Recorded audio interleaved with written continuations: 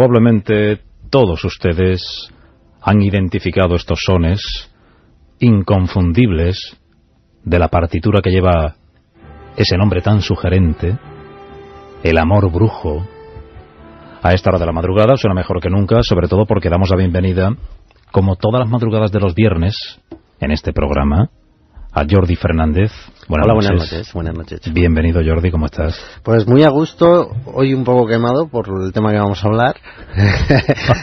Ya te vale. No, ya luego contaremos, pero bien, ahora, contento además. Ahora yo que lo sé, por eso me río, pero el resto de la gente lo ha dejado perplejos. Sí.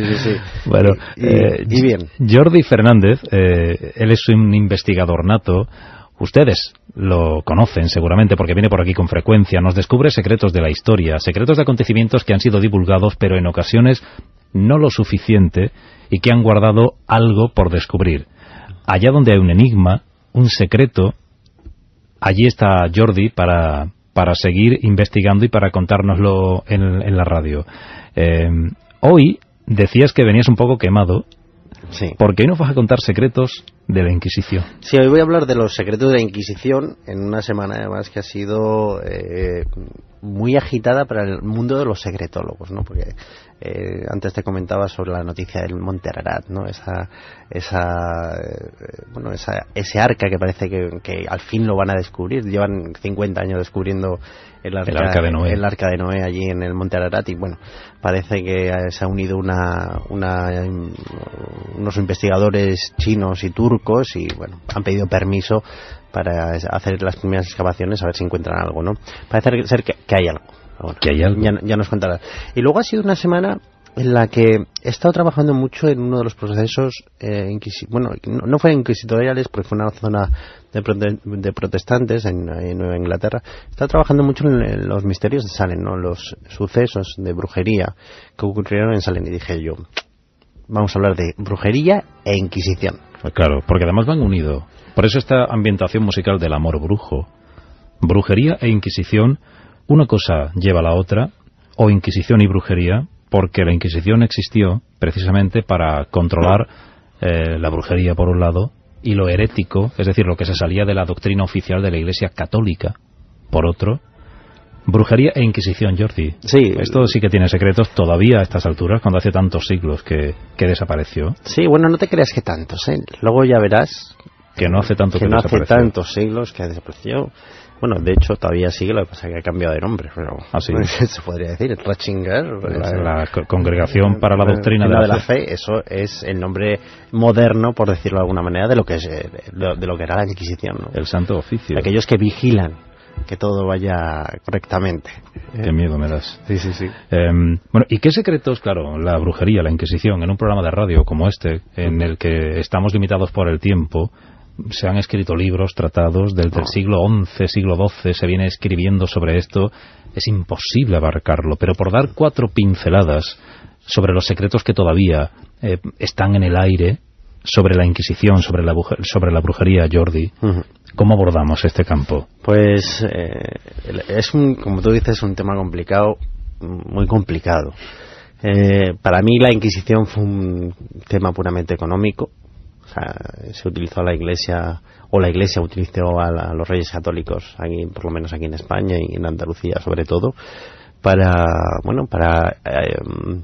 acabar con aquellos que se están haciendo con el poder económico. Y bueno, de hecho cuando vinieron los Reyes Católicos aquí a Andalucía de visita y vieron los problemas que había con los judaizantes y con los nuevos conversos, y se dieron cuenta, bueno, que tenían muchísimas propiedades, muchísimos negocios, y se les debía muchísimo dinero.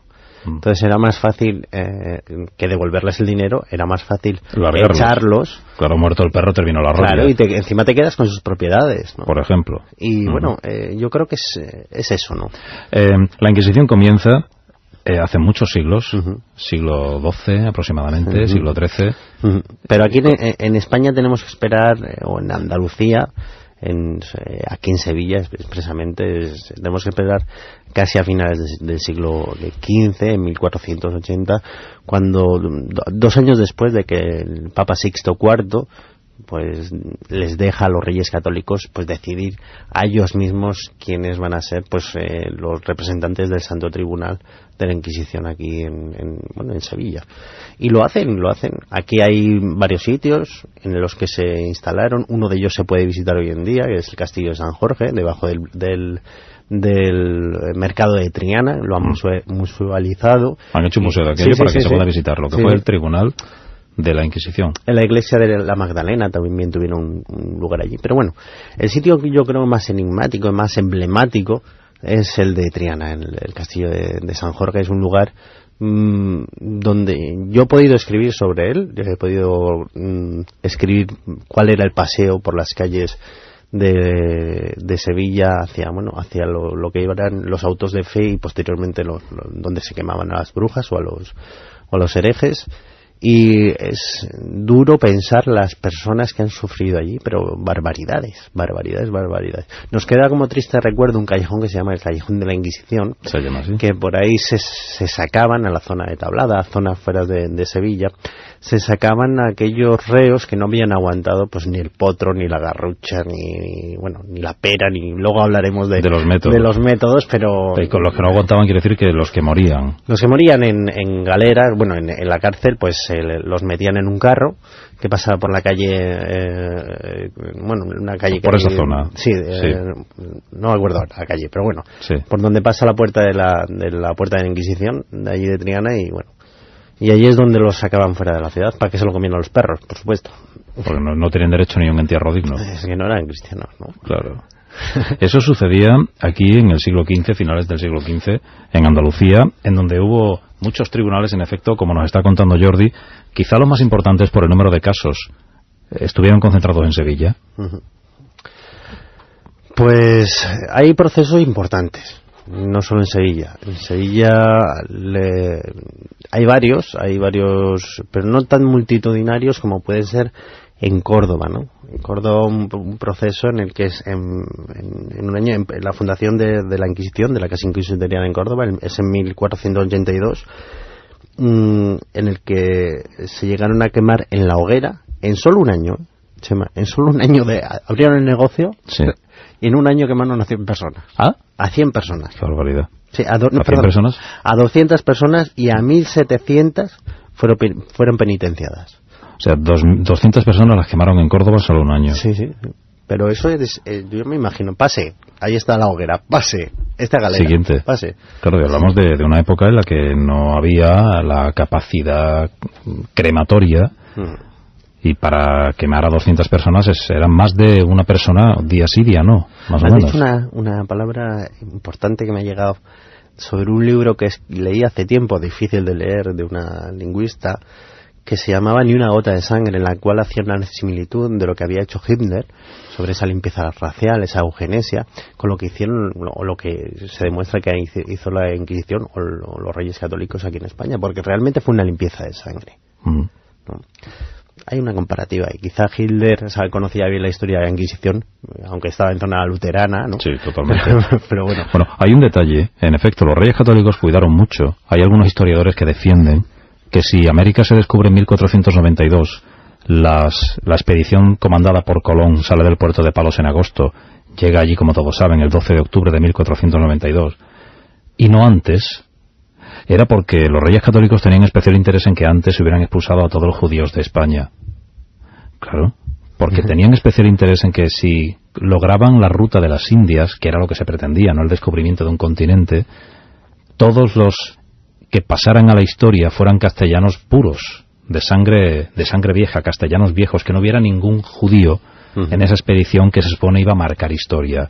Así que salen del puerto de Palos en Huelva en agosto de 1492, las tres carabelas, pudiendo haber salido antes, defienden muchos historiadores, por esta circunstancia de que justo el día antes se había certificado de que por el puerto de Cádiz había salido el último contingente de judíos expulsados por los Reyes Católicos.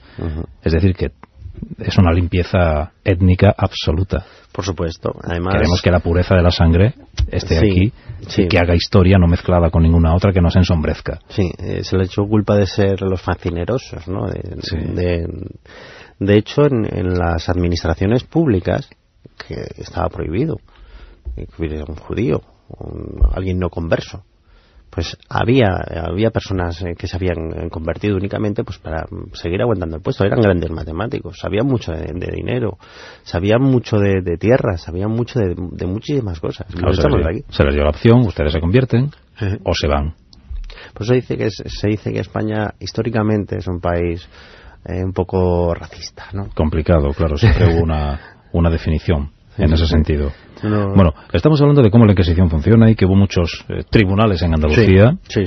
Sí, ¿cuáles eran los lugares de reunión? El primero, Chema, donde había Inquisición fue el de Sevilla. El segundo ya hemos dicho en Córdoba. El tercero se abrió en Jaén en 1483. Un año antes de irnos a América, de que Colón surcase los mares oceánicos, se abrió el Tribunal de Jerez y ya en 1499 se abre el Tribunal de Granada. 5 tribunales nada más que en Andalucía. 5. Y luego había pequeñas disgregaciones, pequeños sitios, ¿no? Sucursales, sí, sucursales del negocio, vale, pero bueno, porque Málaga, Almería lo juntaron con la zona de Granada, Cádiz lo absorbió la zona de Jaén, pero bueno, había grandes, estaba la empresa bien, vamos. Sí, yo veo que además crecía y medraba, prosperaba en toda Andalucía. Claro, ustedes háganse cuenta, amigos, que en aquellos años, en el siglo XVI, no había 7 o 8 millones de andaluces como estamos hoy, ni muchísimo menos. La población de Andalucía no lo sé, pero vaya, corten ustedes a la quinta parte tirando muy arriba. Sí. Es decir, que había un tribunal casi para cada 100 personas, podemos decir. Bueno, es un disparate, pero que se lo tomaba muy en serio en este sentido, claro, la Inquisición, para tener todo bajo control, Jordi. Claro, ya en el siglo de oro Sevilla o Andalucía sería otra cosa, pues sería la zona más cosmopolita, ¿no? de todo el mundo, donde llegaba el dinero y donde... Pero realmente en aquella época era complicado esta zona, muy muy complicado.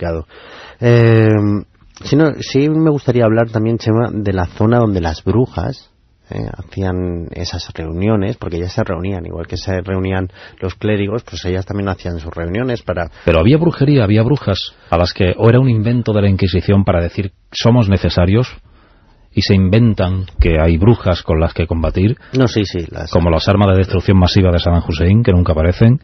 También las brujas, en este caso sí que las había. Sí, las ¿Y había. ¿Qué eran brujas? ¿A qué se dedicaban? Las brujas se dedicaban a adorar al diablo, para conseguir, o a cambio de sexo, por decirlo de alguna manera, o a cambio de esa adoración, para conseguir riquezas y dinero. O sea, adoraban al diablo. Adoraban al diablo, a Satán. Y lo hacían pues en esos famosos aquelarres, ¿no? Que realmente quiere decir campo. Es una palabra que hemos cogido del vasco, aquelarre, ¿no? Aquelarre quiere decir campo del demonio. Arre. O sea que eso de arre borriquito tiene que ver con ese villancico. Sí. Es aquelarre, sería aquer, macho cabrío, y larre, campo. Campo del macho cabrío. Campo del macho cabrío. Me voy al campo del macho cabrío. Y ahí pues ellas, ya hemos hablado alguna vez de las brujas, pero ellas... el aquelarre es el lugar donde se reúnen las brujas. Sí, es el lugar donde... bueno, ¿para adorar a Satán? Exactamente. Ellas hacían unos cánticos, unos bailes, normalmente se desnudaban, por la dificultad de las dosis, porque ellas tomaban alucinógenos para entrar en estados alterados de conciencia, y en vez de tomarlos con dosis tragadas por la boca normalmente, pues lo que hacían eran ungüentos para que el cuerpo las asimilara de distinta manera, para que no hubiera una concentración demasiado grande. Entonces, como una pomada, digamos. Exactamente, un ungüento. Fabricaban unos ungüentos, unas pomadas para entrar en éxtasis. Y se las untaban por el cuerpo. Normalmente las brujas lo hacían en la vagina, untando las escobas, untaban con esos ungüentos que estaban hechos pues de acónito, de mandrágora, de digitalis, de todas plantas alucinógenas. Plantas todas, pues, la ponían en el trictamínicas, ¿no? En el palo de la escoba la ponían. Sí. Entonces ellas salir desnudas y ponerse el palo de la escoba en la vagina. Se montaban en caballo, digamos. Exactamente. Y por eso, por ejemplo, así, a través de la vagina, subía ese efecto alucinógeno. Exactamente. Era la mejor forma de no tener una intoxicación mala, pero sí tener esos viajes que ellas creían que volaban. Por eso se cree que volaban las brujas. Con una escoba. Porque ellas tomaban, sobre todo, plantas solanáceas. Las plantas solanáceas tienen una cosa muy curiosa.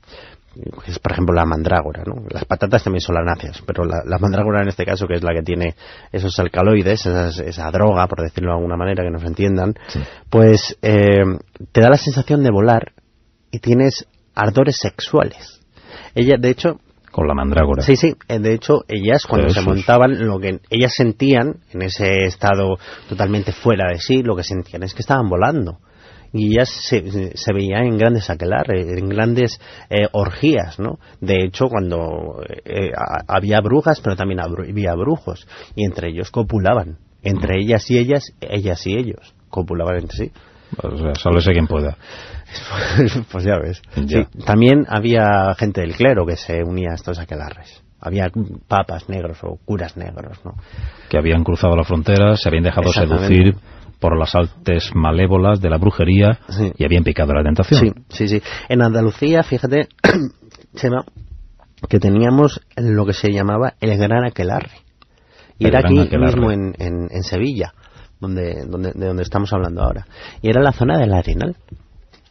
Había un día del año, uno como mínimo, donde corría la voz y venían pues los grandes brujos y brujas de media Europa aquí a Sevilla, y en la zona del Arenal, que estaba muy cerquita del agua, que ellas necesitaban el agua, el fuego, el aire, las fuerzas naturales, ¿no? Pues cerca de ese río, los aquelarres siempre se hacían cerca de ríos, cerca de ese río Guadalquivir, pues se hacía ese aquelarre. Fíjate que curioso que luego donde se hacían los aquelarres pasaban luego el grupo de inquisitorial cuando iban a hacer los autos de fe, iban con los reos para quemarlos o para matarlos, ¿no? Bueno, es como una verdadera contradicción. Bueno, estos eran los lugares de reunión de las brujas, y me ibas a decir algo. Sí, que en Granada también había un lugar donde los devotos de estas artes maléficas pues se reunían. Se llama el paraje del Anjarón. Como la botella de agua, ¿no? Como Lanjarón, sí, exactamente. Un sitio maravilloso en la puerta de las Alpujarras. Exactamente. Y en 1609 parece ser que tuvo eso un auge bastante importante, aunque pasó un poco desapercibido para la Inquisición. Hoy sabemos por documentos antiguos que ahí se celebraban pues esos aquelarres. Dentro de España pues está el de Zugarramurdi y el de Navarra, el del macizo de Anaga en Tenerife, en la cueva de Salamanca, en Salamanca, y en Amboto, que está en el País Vasco, en Vizcaya. Bueno, quédense con nosotros porque durante los próximos minutos estamos esbozando el programa de hoy, Secretos de la Brujería y de la Inquisición, con la investigación de Jordi Fernández aquí en Canal Sur Radio, para que entre todos conozcamos algún detalle más de lo que a veces la historia no ha ido divulgando convenientemente. Así que estamos introduciendo la Inquisición, la institución ordenada por la Iglesia Católica para luchar contra todo lo que no era conforme a sus dogmas, fueran herejes, fueran luteranos, claro, todo esto nace en el marco de la contrarreforma, para luchar contra el protestantismo en toda Europa, sí. Y de ahí sale un brazo para luchar contra quienes hacían brujerías, Jordi. Y aquí estamos, en la brujería y en la Inquisición, pleno siglo XVI, en la España del que buscaba el Renacimiento, pero que no podía, porque había fuerzas que la anclaban en la Edad Media. Luego hablaremos pero de eso, pero había un cinturón que se utilizaba en las cárceles de la Inquisición que se llamaba cinturón de San Erasmo. De San Erasmo. Erasmo de Rotterdam. Sí. Vaya encima. Pero era un cinturón de tortura. Sí, por supuesto. Ahora con los pinchos para adentro, me imagino. Bueno, ahora me lo contarás. Como el cilicio, ¿no? Sí, pero cruel, ¿eh? Sí. Muy cruel. Luego contamos. Ahora veremos los métodos de la Inquisición, pero síguenos contando esto de brujería e Inquisición, todos los secretos que todavía guarda este apasionante asunto. Pues... porque había autos de fe. Sí. Además la palabra auto de fe yo creo que sería obligación de fe. Obligación de fe. Porque el auto de fe quiere decir como el juicio, digamos, ¿no? Sí, ¿Qué era un auto de fe, Jordi? El auto de fe era se hacían como en determinados sitios de las ciudades, normalmente en zonas, en plazas cercanas a la catedral, a las catedrales, a las iglesias, en puertas de las iglesias, se levantaban pues como unas columnas enormes, grandes, donde ahí se iban a juzgar, no a quemar, sino a juzgar a los herejes.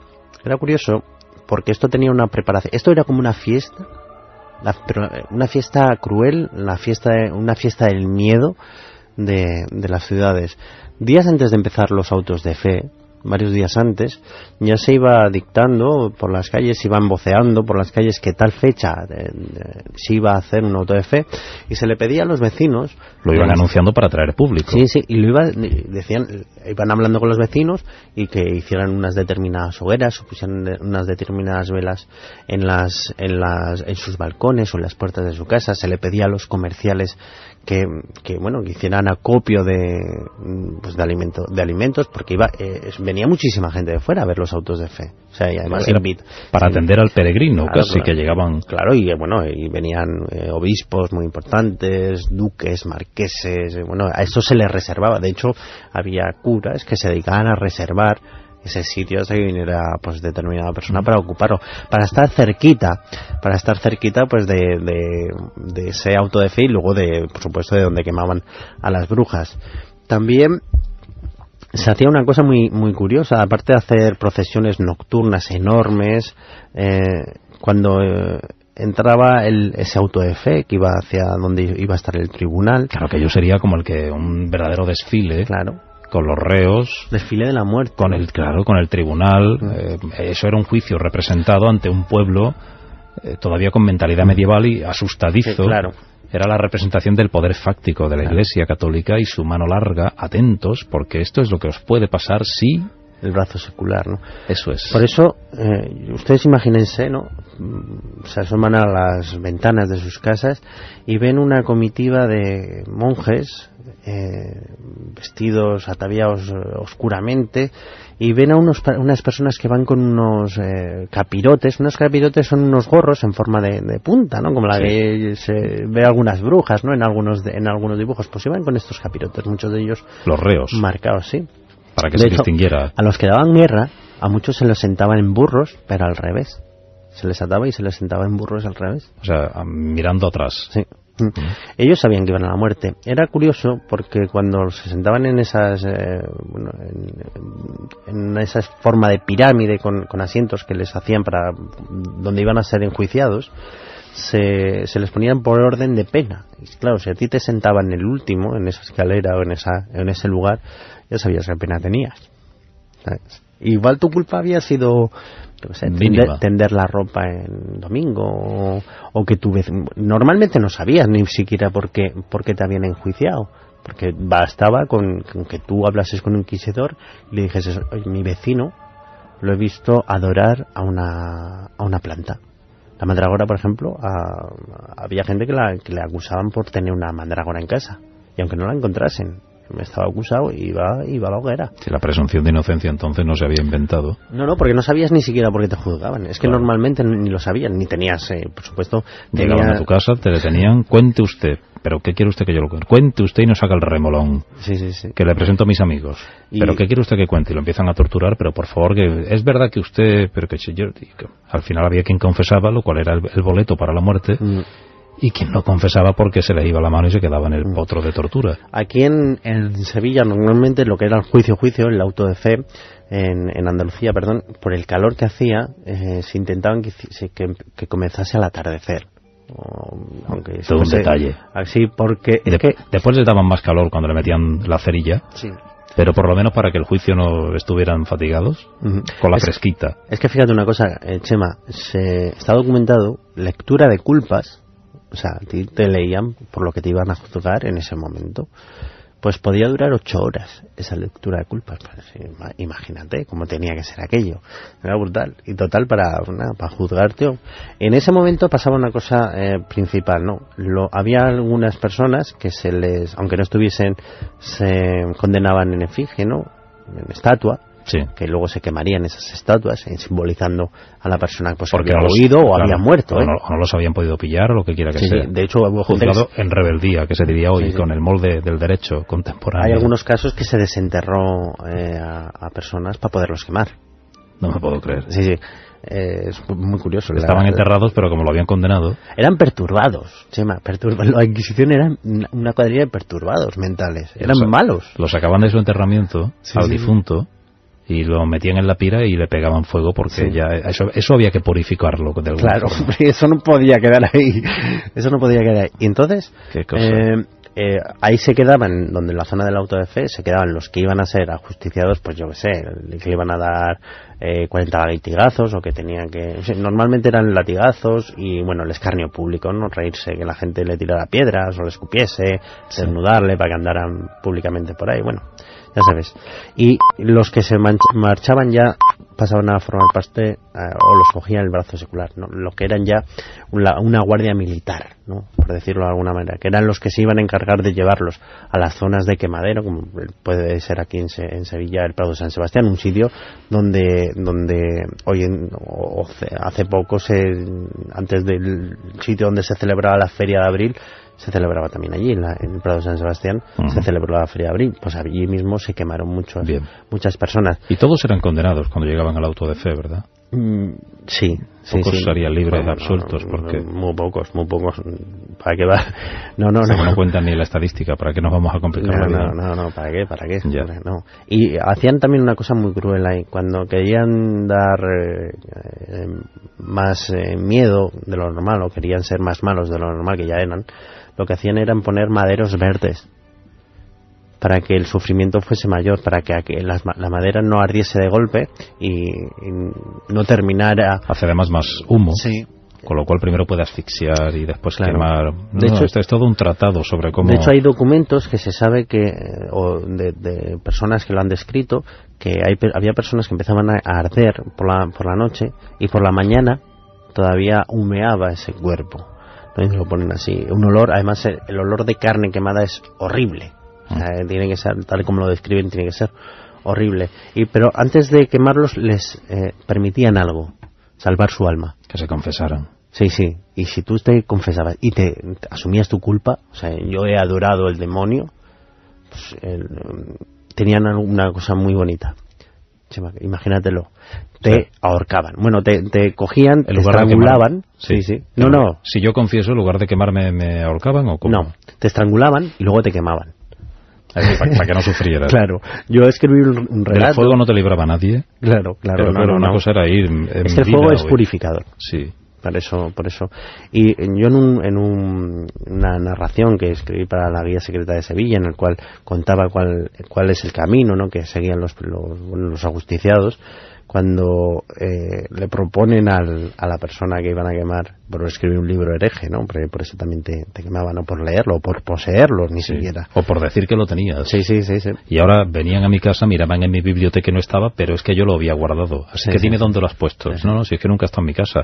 Dale otra vuelta de rosca a ese cinturón del tortura. No, que es que yo nunca he tenido. Hasta que al final, pues a la hoguera. La Traviata, cantabas la Traviata. Bueno. Pues yo ahí puse, y lo hice con razón, porque me puse en el papel y yo pensaba, bueno, si a mí me van a quemar, yo casi prefiero que me quemen sin ahogarme primero, porque imagínate que encima te ahogan mal y luego te queman. No, yo creo que estaban en manos de verdaderos profesionales. Vale. Porque no creo que se le fuera ningún detalle. Bueno, Jordi, hablando de secretos de la Inquisición, de la brujería, tú que te has documentado, que has investigado tanto, ¿cuáles son? Porque estamos hablando de asuntos generales, de cómo era de una forma global un juicio, un auto de fe, cómo solían terminar, pero ¿ha habido puntualmente algunos juicios en la historia de la Inquisición que a la hora de investigarlos, los secretos que has descubierto te han llamado más la atención? Sí, el primero, yo creo por crueldad, porque fue muy, muy, muy cruel. De hecho, se tiene como el tribunal inquisitorial como la fecha más cruel de la Inquisición en aquella época, de la Inquisición moderna, en 1504, donde se queman en la hoguera 107 personas condenadas por judaizantes, ¿no? Judíos, simplemente por ser judíos, los quemaron a 107 personas. Del tirón. Sí, sí. Ello provocó además una inmigración masiva, a la zona a la zona de Portugal. Claro. O a la zona de Granada, que todavía era un sitio bueno para esconderse. ¿Y ¿no? ese juicio fue?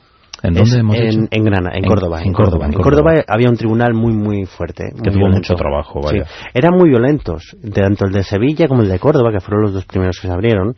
Se le llamaron al Papa, y el Papa llamó a la atención a los reyes católicos por la extrema dureza que estaban teniendo. Y porque estaban haciendo acusaciones sin ton ni son y estaban expropiando y todo eso. El Papa, de hecho, a los de Sevilla, 2 años después lo cambia a los inquisidores, pero para que se le quejen al Papa ya tienen que ser, ¿sabes? Es que ya tiene 107. El otro caso que ya no por crueldad sino porque me parece muy gráfico cuando hablamos de la Inquisición es algo muy de atrás y muy lejano. Pues nos tenemos que ir para hablar de la última justiciada por brujería aquí en España, en toda España, nos tenemos que venir a Sevilla y nos vamos al 1781. 1781, ya ves, pero eso ya es muy posterior. Se supone que estamos en pleno siglo de la Ilustración. Sí. 2 siglos, poco más. El siglo de oro ya lo hemos vivido en España. Sí. Ya hemos tenido los grandes escritores, los grandes literatos, y en 1780 y tantos, exactamente, ¿qué pasa? Exactamente el día 24 de agosto de 1788, ella se llamaba María Dolores López, un nombre común, una mujer cualquiera. Pues puede haber 40 ahora que nos están escuchando, a ver. Una mujer que en aquella época, después de tantas pestes y tantas hambrunas que se estaban pasando, en donde, fíjate que faltaban no muchos años para la invasión francesa. Es que lo tenemos ahí, 1808. 1808. Es que lo tenemos ahí. Sí. Pues era una mujer, era una buscavidas, y ella pues vio una manera fácil, ejercía la prostitución. De hecho, a ella cuando la acusan, una de las cosas que la acusan es por prostitución y por ser capaz de poner un huevo. De poner un huevo. Sí, que se tomaba un brebaje y decían que ponía huevo. Por supuesto, ella lo que hacía era un truco de ilusión, claro, de ilusionismo, ¿no? Como si fuese una maga, pero bueno, ella leía la mano y pues de ella se dijo pues que adoraba al diablo. Ella lo que buscó, y que por tanto era una bruja. Claro, ella lo que buscó era el dinero fácil. Posiblemente. Vaya con Lola López. Posiblemente fue denunciada por algún clérigo por acostarse con otro clérigo. Posiblemente. ¿Tú crees que puede estar ahí el origen? Sí, yo creo que sí. Que el miedo. Miembro de la Iglesia quiso acostarse con ella. Sí, yo creo que sí. ¿Y ella lo desdeñó por otro? Puede ser. No sé si fue tema de celos, no. Secretos de alcoba, sí, que confirman este asunto de la acusación por brujería. Sí. Y ahí la quemaron y la mataron por eso mismo, por ser bruja. Y eso te lo has encontrado investigando para preparar este programa y los libros que tú has escrito. Este caso, ¿no? Es que es la última bruja que se condena en toda España, la última. Y se condenó en Andalucía, en Sevilla. Sí, la última bruja que esté documentada. Igual después ha habido detalles que se han escapado, pero según los archivos que han quedado para la historia, nos han revelado este secreto, Jordi. La última bruja que se condena en España es en Sevilla y se llama Lola López. Sí. Dolores López. Sí, María Dolores López. Y si estás ahí, llámanos. Seguramente. ¿Qué cosa nos cuentas? Sí, es curioso, por eso te digo es que la Inquisición en Andalucía es muy, muy importante. Es parte de nuestra historia, una historia que duró varios siglos, muchos siglos, demasiados siglos.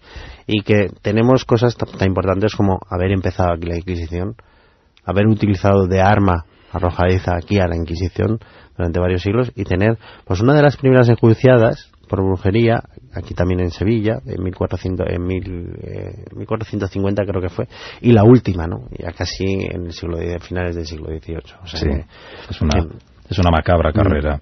Luego hubo otros procesos, la verdad que también bastante crueles ya fuera de las fronteras de Andalucía, que fue el famoso proceso de Logroño de las brujas de Zugaramurdi en 1610, donde fue casi, se utilizó la brujería acusando al vecino con el dedo y acabaron la mitad quemados. Quemaron a muchísima gente, ¿no? Muchísima gente cayó bajo las hogueras, ¿no?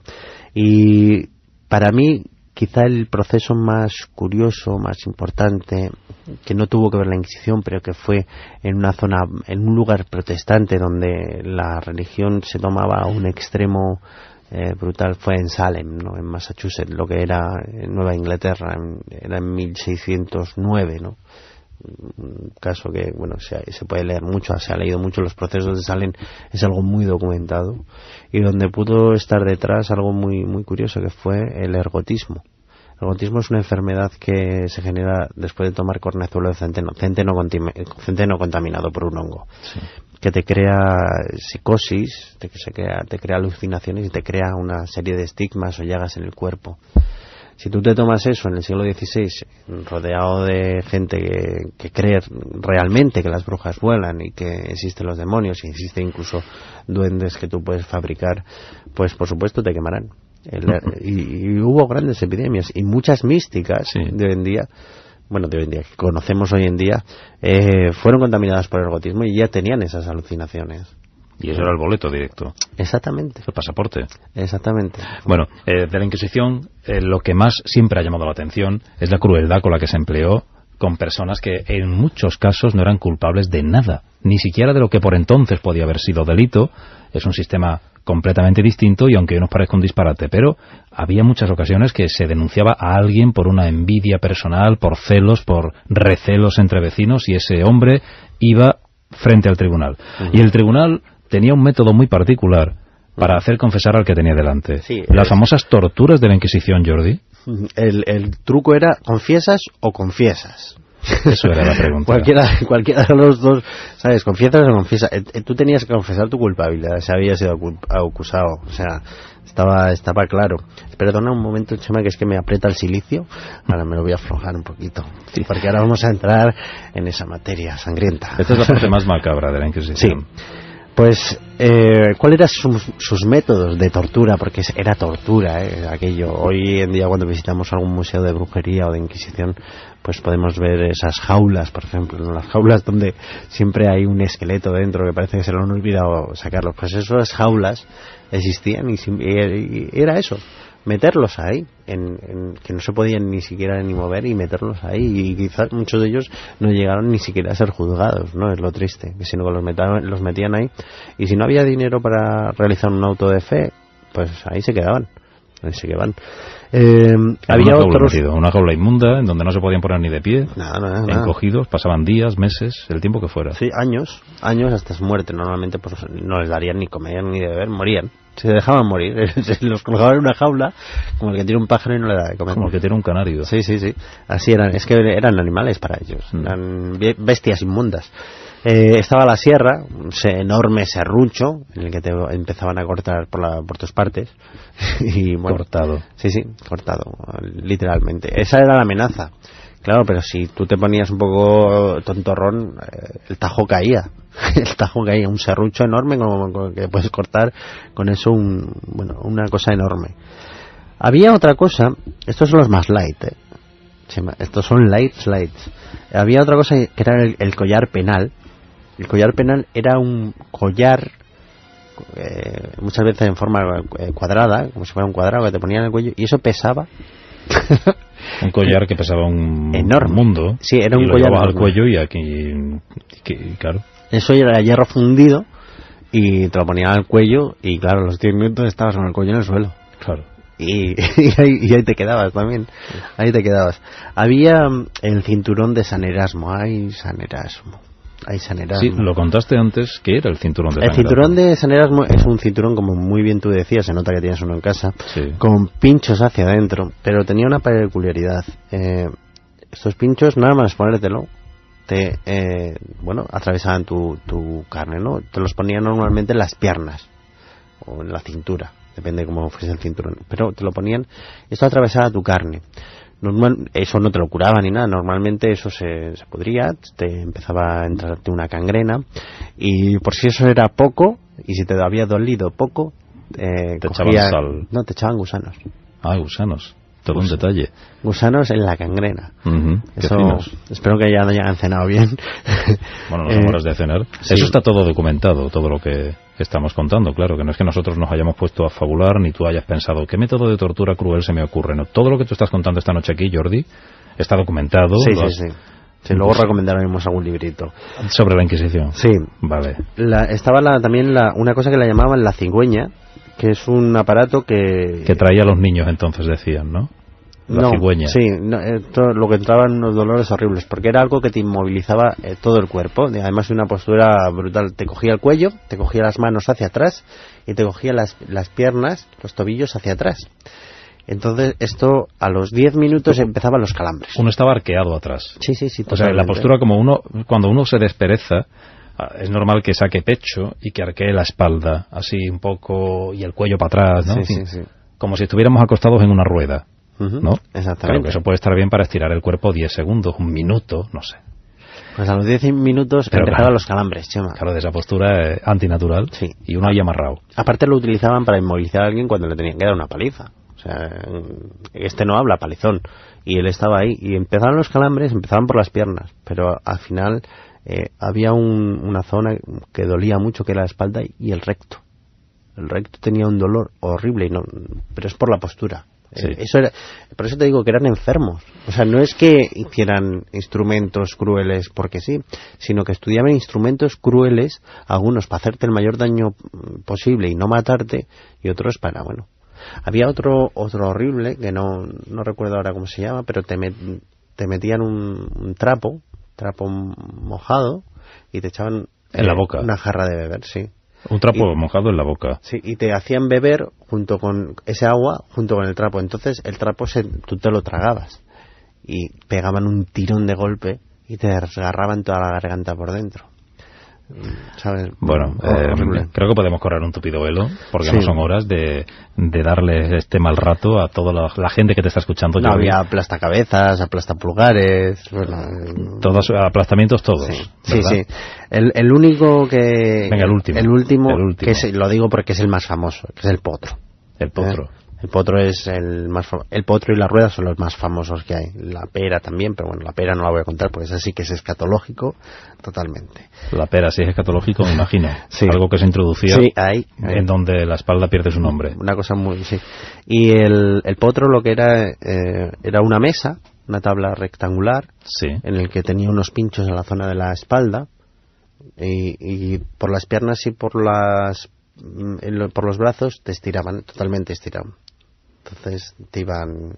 ¿Que no hablas? Dale otra vueltita a la manivela. Y sonaba aquello. Eso se utilizaba al igual que la rueda para despedazar miembros.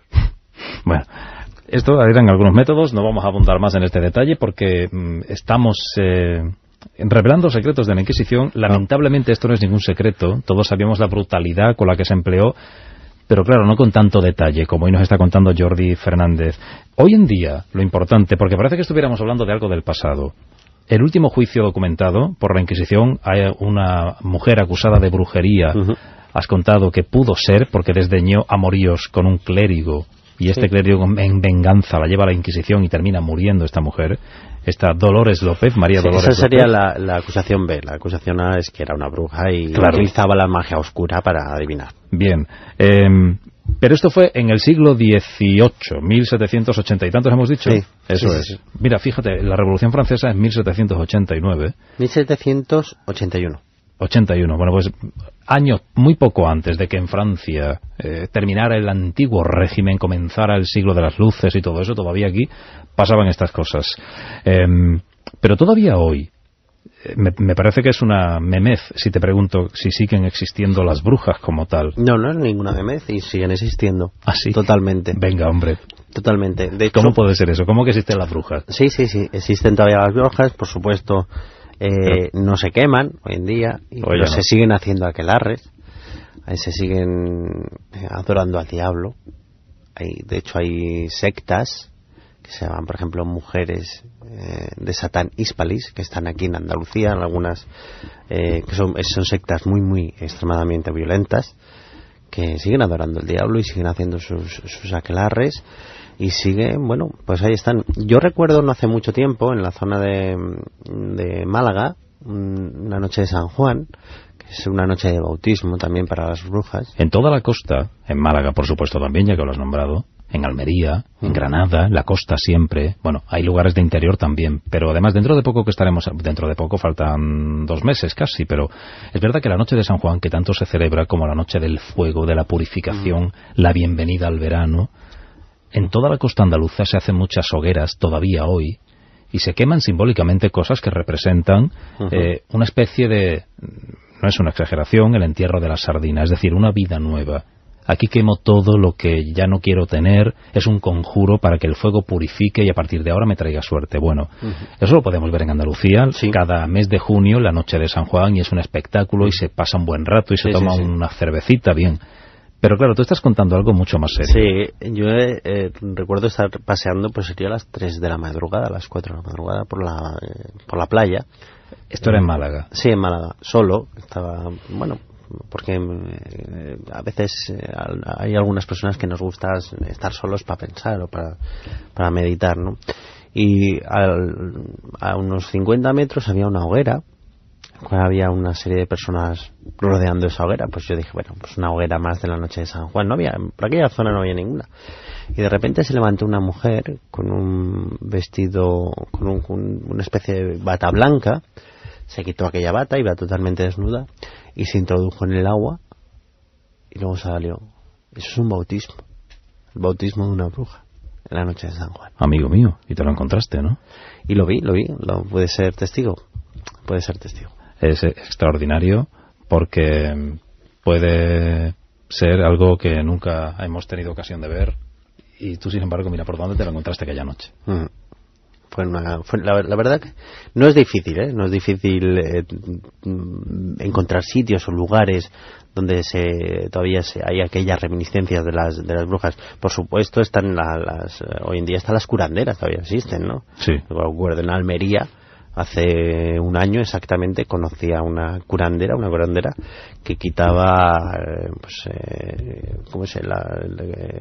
un herpes, ¿no?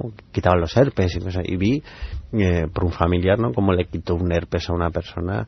Además que fue muy gracioso porque ella hacía unos cánticos, unas cosas extrañas y bueno, y estuvimos pues todas las vacaciones pues acudiendo allí después de 2 años que en la medicina tradicional no le pudieron quitar el herpes, y la mujer esta se lo quitó en 7 días, un herpes que recorría toda la cintura, exacto. Y se la quitó en 7 días. Y en 7 días se lo quitó.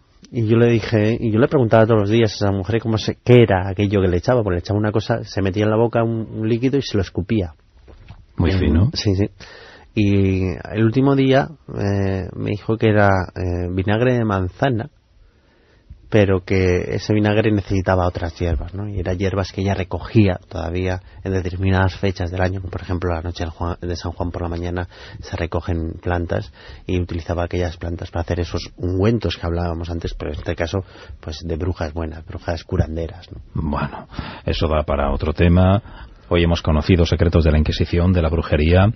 Como nos hemos puesto un poco serios, desde luego el tema lo merece, y como no queremos que nadie, si está en la cama o si se va a acostar o si está trabajando escuchando esta noche la radio, ahora vamos a despedir con una canción que les va a entonar el cuerpo de otra forma. Pero Jordi tiene especial interés en recomendarnos algunas lecturas por si quieren ustedes profundizar en este o en otros temas. Exactamente, porque con esto de lo que hemos hablado de la garrucha y tal, como somos tan morbosos muchos de nosotros, hay un libro fantástico que lo han reeditado, era del principios del siglo XIX y se llama Artes de la Inquisición Española, en el cual te habla pues sobre todo la Inquisición Española, pero cuáles eran esos métodos para hacer hablar a los herejes, ¿no?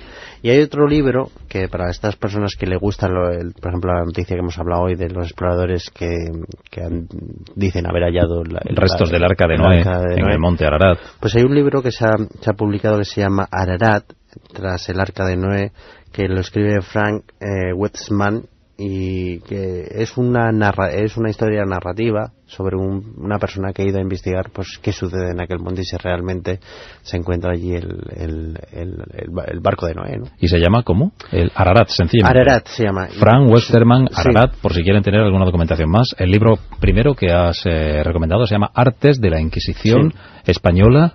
¿Y el autor? El autor se llama Reinaldo González Montano. Reinaldo González Montano. Sí.